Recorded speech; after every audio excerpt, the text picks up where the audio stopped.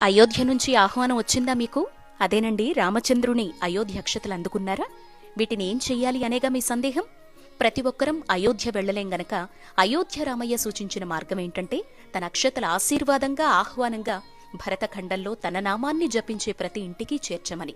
Kashmir to Kanyakumari వరకు ప్రతి ఇంటికి అక్షతలు రాబోతున్నాయి. ఈ అక్షతలు మన పూజా మందిరంలో జనవరి 22 సాయంత్రం అంటే రామ విగ్రహ ప్రతిష్టాపన వరకు ఉంచి పూజించుకోవాలి. ప్రతిరోజు ఇంట్లో దీపారాధన చేసుకుని శ్రీరామ జయరామ జయ జయ రామ అనేటువంటి తారక మంత్రాన్ని రోజుకి 108 సార్లు పఠించాలి. జనవరి 22న విగ్రహ ప్రతిష్టాపన అనంతరం ఇంట్లో అంతా తలపై చల్లుకొని ఇంకా మిగిలితే రామ ప్రసాదంగా భద్రపరుచుకోవచ్చు. అక్షతలు రానివారు చింతించకండి. కొన్ని సాంకేతిక ఇబ్బందుల వల్ల ప్రభుత్వ సేవకుల నుంచి మాత్రమే మన వరకు రాకపోయుండొచ్చు. కానీ రామ ప్రియ సేవకుడు హనుమాన్ ద్వారా తన ప్రియ భక్తులెవరో రామయ్యకు తెలియదంటారా? అక్షతలు రావడం కాదు ముఖ్యం, రామయ్య తండ్రి రాజ్యస్థాపన